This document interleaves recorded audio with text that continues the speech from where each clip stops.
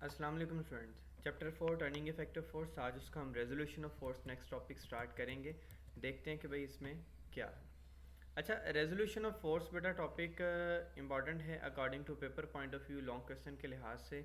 जिस तरीके से आपने हेड टू टेल रूल पढ़ा, हेड टू टेल रूल में बेटे आप लोगों ने क्या पढ़ा कि अगर हमने एक से ज़्यादा फोर्सेस को ऐड करना हो, एक से ज़्यादा फोर्सेस को रिप्रेजेंट करना हो, तो हम उसके लिए जो है ना ट्रिग्नोमेट्रिक रेशियोज़ का इस्तेमाल, यानी कि ट्रिग्नोमेट्रिक रेशियो से मुराद मैं ये ले रहा हूँ कि हम उसको जो है ना डायग्राम के तौर पे शो करेंगे। हम उसको अरिथमेटिकली जो है ना वो ऐड नहीं कर सकते। उसके लिए हमें एक स्पेशल मेथड इंट्रोड्यूस करवाना पड़ा था जिसे हम हेड टू टेल रूल कहते थे। लेकिन जब हमने उन फोर्सेस को उनके एक्स कंपोनेंट या वाई कंपोनेंट पे, उनके प्लेन्स परपेंडिकुलर कंपोनेंट्स में रिप्रेजेंट करना, तो उसके लिए हमें क्या इस्तेमाल करना पड़ेगा?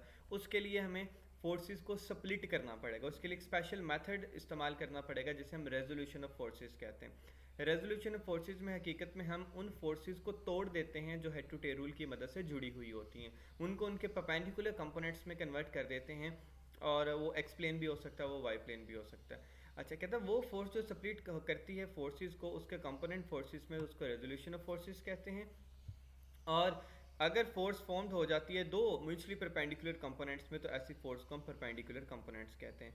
नेक्स्ट हमारे पास उसकी डेफिनेशन आ जाती है जी रेजोल्यूशन ऑफ फोर्स की। रेजोल्यूशन ऑफ फोर्स में कहता है स्प्लिट, स्प्लिट मतलब तोड़ देना, splitting up of a force into two mutually perpendicular components. तो परपेंडिकुलर कंपोनेंट्स में फोर्स को तोड़ देना रेजोल्यूशन ऑफ फोर्स कहलाता है। अच्छा, रेजोल्यूशन ऑफ फोर्स को पढ़ाने से पहले मैं आपको ये साइड बॉक्स जो ट्रिग्नोमेट्रिक रेशियोज है, ये मोस्ट इंपॉर्टेंट आप कह लें कि पेपर पॉइंट ऑफ व्यू से है। और एमसीक्यू जिसमें से काफ़ी आ जाते हैं, का एक दो तो लाजमी ही रिपीट हो जाते हैं, या मॉर्निंग टाइम में हो जाए या इवनिंग टाइम में रिपीट हो जाए। अच्छा, अब ये किस तरीके से बनेगा? कहते हैं कि जो साइन थीटा होता है ना, वो इक्वल होता है परपेंडिकुलर ओवर हाइपोटेन्यूज के। और साइन थीटा यानी कि जब भी हमारे पास कोई ऐसी फोर्सेस आ जाएंगी जो परपेंडिकुलर ओवर हाइपोटेन्यूज होंगी, तो वहाँ पे हम उसके साथ जो एंगल लगाएंगे वो उसके साथ साइन थीटा लगा देंगे। और जब ऐसी फोर्सेस आ जाएंगी जो बेस ओवर हाइपोटेन्यूज हो जाएंगी, तो उसके लिए हम कोस थीटा लगा देंगे। और जब ऐसी फोर्सेस आ जाएंगी जो परपेंडिकुलर वो बेस हो जाएंगी, उसके लिए हम वहाँ पे सिंपल जो है ना टेन थीटा लगा देंगे। ये तीनों इंपॉर्टेंट हैं एमसीक्यूज़ के लिहाज से, पेपर पॉइंट ऑफ व्यू के लिहाज से। आपने इसको अच्छे से मेमोराइज करना है। और ये तीनों हम जो है ना रेजोल्यूशन ऑफ फोर्सेस जब टॉपिक पढ़ेंगे उसमें हम इसका इस्तेमाल करेंगे। अब कहता है कंसीडर कर लें हमारे पास एक फोर्स है जो रिप्रेजेंट कर रही है एक लाइन को, ओ ए को, और वो लाइन जो है ना एंगल थीटा बना रही है एक्स एक्सिस पर। अब ये लाइन जो है ना रेड कलर की, ये फोर्स को रिप्रेजेंट कर रही है। और ये ओ से ए तक जो है ना, ये रेजोल्यूशन ऑफ फोर्स का रिजल्टेंट फोर्स है। अच्छा, अब हमारे पास दो कंपोनेंट है, एक एक्स कंपोनेंट है और दूसरा वाई कंपोनेंट है। एक्स कंपोनेंट पॉइंट ओ से पॉइंट बी तक है, वाई कंपोनेंट पॉइंट ए से पॉइंट बी तक है, या बी टू ए कह सकते हैं आप इसको। पहले मैं इसको सारा आप लोगों को थ्योरेटिकली पढ़ा दूंगा, उसके बाद आपको एक ऐसा कंसेप्ट दूंगा कि आपको सिर्फ ये डायग्राम याद रखने की ज़रूरत होगी। और उसके बाद आप इसको सारे टॉपिक जो है ना इसकी डेरिवेशन खुद से ड्रा कर सकते हैं। अब ड्रा कर रहे हैं जी एक परपेंडिकुलर, हमने एक परपेंडिकुलर ड्रा करना है A be on x axis पर फ्रॉम ए। हमने एक एक्स एक्सिस पर एक परपेंडिकुलर ड्रा कर दिया। उसके बाद क्या कहता है, according to head to tail rule, O A is the resultant of the vectors represented by O B and B A. जो ओ ए है according to head to tail rule, ये बेटा उसका रिजल्टेंट है जो दो कंपोनेंट्स को मिला रहा है, एक एक्स कंपोनेंट को और दूसरे वाई कंपोनेंट को आपस में ये मिला रहा है। अच्छा, कहता है जो component O B and B A है, ये परपेंडिकुलर ईच अदर हैं, यानी कि ये O B and B A ये परपेंडिकुलर हैं एक दूसरे से। और इन दोनों परपेंडिकुलर कंपोनेंट्स को एक रिजल्टेंट फोर्स मिला रही है जिसको हम एफ से रिप्रेजेंट कर रहे हैं। अच्छा, उसके बाद कहता है कि ये जो component O B and B A है ये परपेंडिकुलर एक दूसरे से हैं। ये परपेंडिकुलर कंपोनेंट्स कहलाते हैं किसके? एफ के, यानी कि ये F X and F Y perpendicular components किसके हैं? एफ के हैं। अच्छा, अब यहाँ पे जो ओ ए है वो किसको रिप्रेजेंट कर रहा है जी? एफ को। ओ बी किसको रिप्रेजेंट कर रहा है जी? एफ एक्स को। और बी ए किसको रिप्रेजेंट कर रहा है? एफ वाई को। ये तो है जी, हमें अगर परपेंडिकुलर कंपोनेंट्स की सिंपल फोर्स को फाइंड आउट करना हो, हमारे पास कोई ऐसा प्रॉब्लम आ जाए जिसमें वो कह दे कि भाई आपने परपेंडिकुलर कंपोनेंट्स की सिंपल फोर्स को फाइंड आउट करना है, तो उसके लिए फार्मूला लगा दोगे जी F is equal to F X plus F Y. अच्छा, उसके बाद कहता है जी जो मैग्नीट्यूड है F X and F Y of force F X and F Y can be found. अच्छा, अब हमने F X and F Y का मैग्नीट्यूड फाइंड करना है। अगर आपको पेपर में कोई ऐसा न्यूमेरिकल आ जाए, ऐसी प्रॉब्लम आ जाए जिसमें वो कह दे कि जी force of X component find करो, तो उसके लिए आप क्या फॉर्मूला लगाओगे, force of Y component find करो तो उसके लिए आप क्या फॉर्मूला लगाओगे, ये सारी चीज़ें इसमें हैं।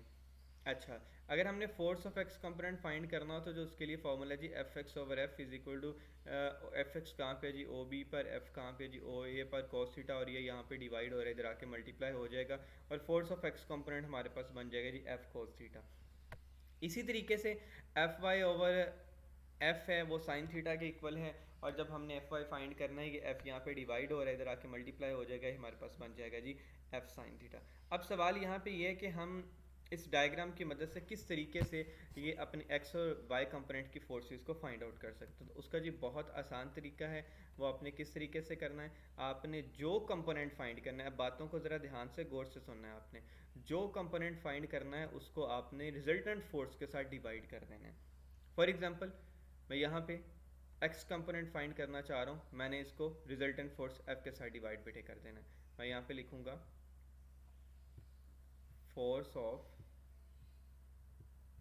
एक्स कंपोनेंट, ये फाइंड करनी है, इसको मैंने डिवाइड कर देना है बेटे रिजल्टेंट फोर्स के साथ। अब मैंने देखना है कि फोर्स ऑफ एक्स कंपोनेंट मेरी कहाँ पर पड़ी है बेटे, force of X component point O and B पर मौजूद है, तो यहाँ पे मैं लिख दूंगा सिंपल ओ एंड बी, ठीक है। उसके बाद बेटे मैंने देखना है कि जो मेरे पास रिजल्टेंट फोर्स एफ है वो कौन से पॉइंट पे, वो बेटा पॉइंट ओ एंड ए पर है, तो मैं यहाँ पे क्या लगा दूंगा जी ओ, और उसके बाद बेटे क्या लिख दूंगा ए। अच्छा, अब देखें एफ एक्स क्या है, एफ एक्स हमारे पास बेस है, मैं यहाँ पे लिख भी देता हूँ ताकि जो हमने ट्रिग्नोमेट्रिक रेशियोज पढ़े हैं ना उस हिसाब से हम ये फाइंड करने पर आ जाएं कि हमने इसके साथ साइन कौन सा लगाना है एंगल के साथ। अच्छा, ये बेस है और ये हमारे पास परपेंडिकुलर है, तो मैं सिंपल पी ई आर लिख देता हूँ, ठीक है। और ये हमारे पास हाइपोटेन्यूज है, मैं सिंपल बेटे यहाँ पे हाइपो लिख देता हूँ ताकि, अच्छा ये हमारे पास बेटे कौन सा है जी हाइपोटेन्यूज। अच्छा, अब एफ एक्स कहाँ पे बेटे मौजूद है, F X point O B पे मौजूद है, यानी कि ये बात कर रहे हैं जी कि जो हमारे पास ओ बी है, मैं ब्रैकेट्स में छोटा सा लिख देता हूँ कि ये बेटा है हमारे पास जी बेस, ठीक है, और जो पॉइंट ओ ए है बेटा वो हमारे पास क्या है, पॉइंट ओ ए वो है जी हमारे पास हाइपोटेन्यूज। अब ये आप यहाँ से क्लियर होगा आप लोगों को कि आपने कौन सा जो है ना एंगल के साथ साइन यूज़ करना है, ठीक है।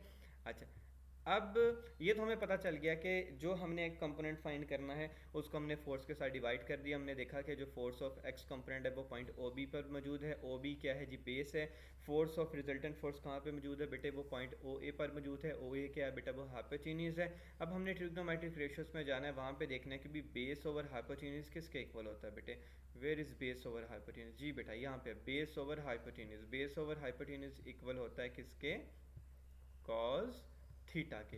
तो हमें ये पता चल गया कि हमने यहाँ पे जो भी एंगल होगा उसके साथ कॉज लगा देना है, ठीक है। यहाँ तक तो बात समझ आ गई ना बेटे आप लोगों को। अच्छा, अब आपने क्या करना है जी O B over O A and base over hypo आपने स्किप कर देना है, सिंपल आपने यहाँ पे लिखना है कि जो आपके पास फोर्स है, यानी कि बेटे हमारे पास है यहाँ पे फोर्स ऑफ एक्स कंपोनेंट, वो डिवाइड हो रही है सिंपल हमारी फोर्स के साथ, ठीक है, यानी कि रिजल्टेंट फोर्स के साथ, और इक्वल के इस साइड पे हमारे पास क्या आ गया जी, इक्वल के इस साइड पर हमारे पास आ गया सिंपल कॉस थीटा, और कॉस थीटा हमें कैसे पता चला आना है वो हम अभी ऊपर पढ़ चुके हैं। अच्छा, अब क्या करना है, ये एफ यहाँ पे डिवाइड हो रहा है तो इक्वल के उस साइड पे जाके बेटा ये क्या हो जाएगा, मल्टीप्लाई हो जाएगा, शाबाश। तो ये हमारे पास फोर्स ऑफ एक्स कंपोनेंट का फॉर्मूला बेटे क्या बन गया, F X is equal to F cos and theta. अगर आपसे कहा जाए जी ऐसा न्यूमेरिकल आपको दे दिया जाए कि आपको फोर्स दे दी गई हो, आपको एंगल दे दिया गया हो और कहा जाए force of X component find करें, तो हम ये फॉर्मूला लगा देंगे। फॉर एग्जांपल एक ऐसी स्टेटमेंट आ जाती है जिसमें बेटे हमें फोर्स मिल जाती है जी, आपको हम फोर्स दे देते हैं जी 20 न्यूटन की, और 20 न्यूटन की फोर्स आपको दे दी, और आपको जी ये दे देते हैं कि जो एंगल वहाँ पे 20 न्यूटन की फोर्स से बन रहा है जी वो 90 का एंगल बन रहा है। ठीक है, अब बात को यहाँ से समझना है, 90 का एंगल बन रहा है तो हमें force of X component find करके दें। तो आप क्या करोगे, थीटा की जगह पे 90 लिखोगे, एफ की जगह पे 20 लिखोगे, कॉस 90 किसके इक्वल होता है वो लिखोगे, जो आंसर आएगा उसको फोर्स के साथ मल्टीप्लाई कर दोगे बेटा, वो आपका force of X component find हो जाएगा। अच्छा, अब बात आ जाती है फोर्स ऑफ वाई कंपोनेंट अगर हमने फाइंड आउट करना तो वो बेटे हमने कैसे करना है। तो क्या करना है, मैं इस साइड पे आके थोड़ा लिख रहा हूँ, जो कंपोनेंट आपने फाइंड करना है बेटे, आपने उसको सिंपल प्रीवियस रूल के मुताबिक रिजल्टेंट फोर्स के साथ आपने उसको बेटे डिवाइड कर देना है। अब आपने देखना है कि एफ वाई आपका कौन से पॉइंट पे मौजूद है बेटे, एफ वाई हमारा पॉइंट बी एंड ए पर मौजूद है। तो मैं यहाँ पे क्या लिख दूंगा, बी एंड ए, इसको थोड़ा क्लियर करके लिख देता हूँ, बी एंड ए। ठीक है, और रिजल्टेंट फोर्स बेटे कौन से पॉइंट पे है, रिजल्टेंट फोर्स हमारे वही प्रीवियस पॉइंट यानी कि ओ ए पर ये मौजूद है। ठीक है, अब हमने ये देखना है कि इसके साथ हमने साइन कौन सा लगाना है, हमने देखना है कि बी ए पॉइंट हमारा कौन सा बेटा, बी ए पॉइंट है हमारे परपेंडिकुलर। तो यहाँ पे मैं साथ में क्या लिख देता हूँ ब्रैकेट में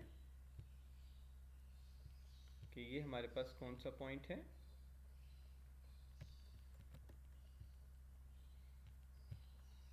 परपेंडिकुलर। ठीक है, और ओ ए बेटा प्रीवियस पॉइंट की तरह, ओ ए हमारे पास कौन सा है जी, ओ ए हमारे पास है जी हाइपोटेन्यूज। तो मैं सिंपल यहाँ पे एच लिख देता हूँ ताकि टाइम बच जाए। अच्छा बेटा, अब देखना है कि जी परपेंडिकुलर और हाइपोटेन्यूज ट्रिग्नोमेट्रिक रेशियोज में क्या है। ट्रिग्नोमेट्रिक रेशियोज में जो परपेंडिकुलर और हाइपोटेन्यूज है वो किसके इक्वल है बेटे, वो इक्वल है साइन थीटा के। तो हम यहाँ पे इक्वल लगा के क्या सिंपल लिख देंगे कि ये हमारा क्या आ जाएगा जी, साइन थीटा। तो वही बेटा प्रीवियस रूल हम इस पे अप्लाई करेंगे कि जो हमारा B A over O A है एंड परपेंडिकुलर ओवर हाइपोटेन्यूज है, तो हम इसको स्किप कर देंगे और सिंपल यहाँ पे बेटा क्या लिखेंगे, F Y divided by F, जो कि हमारी है बेटे रिजल्टेंट फोर्स, फिर हम लगाएंगे इक्वल का साइन और यहाँ पे लिख देंगे जी साइन थीटा, जो हमने अभी फाइंड किया कि ये परपेंडिकुलर ओवर हाइपोटेन्यूज से आया। अब क्या करेंगे भाई कि जो फोर्स हमारी डिवाइड हो रही है रिजल्टेंट फोर्स, वो इक्वल के इस साइड पे आके बेटा क्या हो जाएगी, मल्टीप्लाई हो जाएगी। तो हम सिंपल क्या लिख देंगे जी, F Y is equal to F multiply sine theta.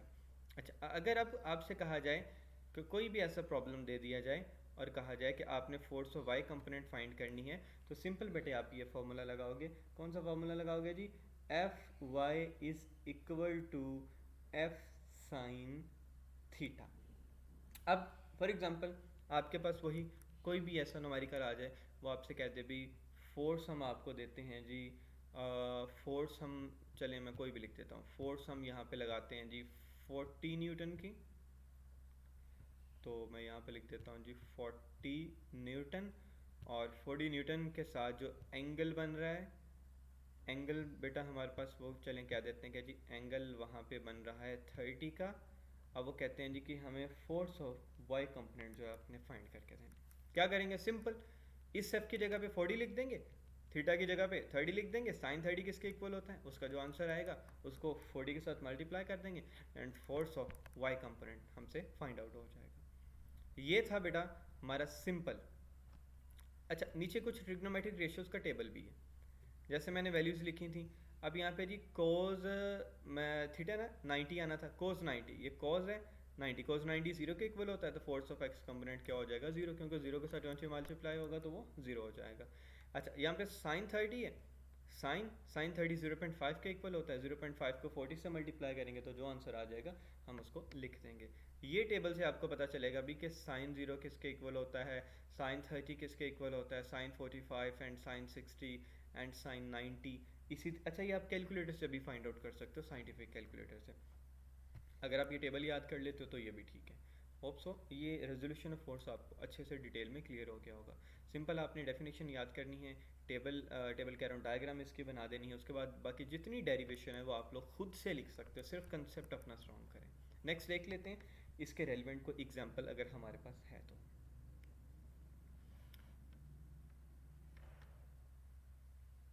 अच्छा अब यहाँ पे बेटे क्या कहता है, a man is pulling a trolley on a horizontal road with a force of 200 Newton making an angle 30। अच्छा एक ट्रॉली है हमारे पास बेटा, क्या है कि वो आदमी इस ट्रॉली को क्या कर रहा है, खींच रहा है। कितनी फोर्स लगाते हुए खींच रहा है जी, 200 न्यूटन की बेटे फोर्स लगाते हुए वो इसको खींच रहा है। जब वो 200 न्यूटन की फोर्स लगा रहा है तो उसका एंगल बेटे वहाँ पे कितना बन रहा है, उसका एंगल वहाँ पे 30 बन रहा है रोड के साथ। किसके साथ, रोड के साथ। अच्छा find the horizontal and vertical components of its force. एक तो बेटा हमने हॉरिजॉन्टल कंपोनेंट यानी कि वो एक्स कंपोनेंट की बात कर रहे हैं, और दूसरा वर्टिकल कंपोनेंट यानी कि बेटे वो वाई कंपोनेंट की बात करें। पता है ना हॉरिजॉन्टल जो कंपोनेंट होता है वो एक्स कंपोनेंट है, जो वर्टिकल कंपोनेंट होता है वो वाई कंपोनेंट है। अच्छा अब यहाँ पे हम लिखेंगे फोर्स बेटे 200 Newton, theta 30, force of x एक हमने फाइंड करनी है और दूसरा हमने बेटे फोर्स ऑफ वाई फाइंड करनी है। फोर्स ऑफ एक्स जो हम रिसेंटली अभी फाइंड आउट करके आए वो किसके इक्वल है जी, F X F cos theta, वो हमने लिख दिया यहाँ पे F X is equal to F cos theta. तो एफ कितना है बेटे 200, कॉस 30, कॉस 30 किसका इक्वल है, ट्रिग्नोमेट्रिक रेशियोज वाले टेबल में जाते हैं जहाँ पे हमारे पास वैल्यूज हैं। ये जी बेटा कॉस 0 1 के कॉस 30, ये कॉस 30 किसके इक्वल है बेटे, ये आप कैलकुलेटर से भी फाइंड कर सकते हैं बेटे। ये हमारे पास आ जाता है जी 0.866। तो हम यहाँ पे क्या करते हैं जी, मल्टीप्लाई करते हैं cos 30 की वैल्यूज़ के साथ 0.866 को 200 के साथ, वो हमारे पास बेटा आ जाता है 17.3 न्यूटन। ये कौन सी वैल्यूज़ आ गई बेटे हमारे पास, ये हमारे पास वैल्यूज़ आ गई हैं जी फोर्स ऑफ एक्स कंपोनेंट। ठीक है बेटे। अच्छा अब उसके बाद देखते हैं जी एफ वाई, एफ वाई किसके इक्वल है जी, एफ वाई इक्वल है एफ साइन थीटा, जो हम अभी ऊपर रिसेंटली फाइंड करके हटे हैं, F Y sine theta F sine theta. अब एफ वाई कैसे फाइंड हुआ, ये कैसे पता चला साइन लगाना है, ये हमने अभी देखा कि परपेंडिकुलर और हाइपोटेन्यूज जब हम लगाते हैं तो वहाँ पे एंगल कौन सा बनता है बेटे, साइन थीटा। तो फोर्स यहाँ पे डिवाइड हो रही थी, साइन थीटा के साथ आके मल्टीप्लाई होगी, तो F Y is equal to F sine theta होगी। उसके बाद हमने देखा फोर्स दोनों में सेम है बेटा, हॉरिजॉन्टल कंपोनेंट में और वर्टिकल कंपोनेंट, क्योंकि एक ही ट्रॉली है ना। देखें ये हमारे पास एक ही ट्रॉली है और इस ट्रॉली का यही बेटा हॉरिजॉन्टल कंपोनेंट है और इस ट्रॉली का यही जो है ना वो वर्टिकल कंपोनेंट है। बात समझ आ गई बेटे। अच्छा फोर्स सेम होगी इसलिए दोनों में, तो फोर्स 200 साइन थीटा 30 है। अब हम जाते हैं ट्रिग्नोमेट्रिक रेशियोज वाले टेबल में, साइन 0 0 के इक्वल, साइन 30 0.5 के इक्वल, तो बेटा हम साइन 30 की जगह पे क्या लगा देंगे, सिंपल 0.5। ठीक है। अब नेक्स्ट हमने जाना है जी साइन 30 की जगह पे 0.5 आ गया, 200 मल्टीप्लाई बाय 0.5, तो 200 को जब 0.5 से मल्टीप्लाई करेंगे which is equal to 100 newton. तो फोर्स ऑफ वाई कंपोनेंट हमारे पास बेटे क्या आ गई, 100 newton. Thus horizontal and vertical component of the pulling force are 173.2 Newton. कहता है इससे हमें ये पता चला कि जो वर्टिकल कंपोनेंट है, हॉरिजॉन्टल एंड वर्टिकल कंपोनेंट है पुलिंग अ फोर्स, अब ये 173.2 न्यूटन ये हमारे पास हॉरिजॉन्टल कंपोनेंट है और जो वर्टिकल कंपोनेंट की फोर्स है वो बेटे हमारे पास 100 न्यूटन की है। यहाँ तक था आज का हमारा टॉपिक रेजोल्यूशन ऑफ फोर्स। इसको आपने अच्छे से करना है। ये एग्जाम्पल को एक दफ़ा आप लोगों ने खुद से भी करके देखना है, और ये पेपर पॉइंट ऑफ व्यू के लिहाज से बेटा ये इम्पॉर्टेंट टॉपिक है। लास्ट टाइम ये बोर्ड में क्वेश्चन आया था एज अ लॉन्ग क्वेश्चन, और ये जो ट्रिग्नोमेट्रिक रेशियोज हैं ये काफ़ी दफ़ा बेटा एमसीक्यूज़ के लिहाज से रिपीट हुए हैं, आपने इनको अच्छे से देख लेना। अच्छा, उसके साथ जो कल हम टॉपिक पढ़ेंगे वो बिल्कुल मिलता जुलता है बेटा इस रेजोल्यूशन ऑफ फोर्स के साथ, जो कि डिटर्मिनेशन ऑफ अ फोर्स। अब आपका काम ये है कि डिटर्मिनेशन ऑफ फोर्स आपने खुद से इसको अच्छे से रीड आउट करना। बिल्कुल ये हमारा टॉपिक वैसा ही है जिस तरीके से हमने रेजोल्यूशन ऑफ फोर्स की है, ठीक है। ये टॉपिक कल 2 से 3 मिनट में इंशाल्लाह कवर हो जाएगा। ये भी एक लॉन्ग क्वेश्चन है, उसके बाद हमारे कुछ शॉर्ट क्वेश्चन हैं, हम उनकी तरफ आएंगे, ठीक है। होप सो ये सारी चीज़ें आपको अच्छे से क्लियर हो गई होंगी, और इनको आप लोगों ने लाजमी करके देखना है। अच्छा, इसके साथ एक चीज़ मैं आपको और बताता चलूँ कि ये जो हमारे पास हेड टू टेल रूल है ना, ये एंगल बेस पे भी हेड टू टेल रूल हो सकता है, जिसकी हमने एक एग्जांपल की थी। और अगर वो एक्स कंपोनेंट की एंगल कह देता है तो वो वाई कंपोनेंट का भी एंगल कह सकता है। ये भी कह सकता है कि अगर एक्स कंपोनेंट पे एंगल जो है ना 8 न्यूटन की फोर्स के साथ 45 का बन रहा है, तो वो ये भी कह सकता है कि जो 8 न्यूटन की फोर्स के साथ वाई एक्सिस पर जो एंगल बन रहा है वो हमारे पास 120 का बन रहा है। तो जब एंगल की अगर कोई ऐसा सवाल आ जाता है तो एंगल बेस पे भी अगर कोई बात करे तो उससे कंफ्यूज नहीं होना। आपने सिंपल एंगल फाइंड करना है, और उसका जो है ना हेड टू टेल रूल की मदद से उनको ड्रा कर देना है, यानी हेड टू टेल, और लास्ट पे जो रिजल्टेंट फोर्स ड्रा करनी है वो टेल टू हेड। और सिंपल ये वैसा ही है जिस तरीके से आपने बाकी फोर्सेस को ऐड किया था। चलें भी, आपने इनको अब अच्छे से देख लेना है। होप सो सारा आपको क्लियर हो गया होगा। आज का हमारा लेक्चर सिर्फ इतना था। अल्लाह हाफिज़।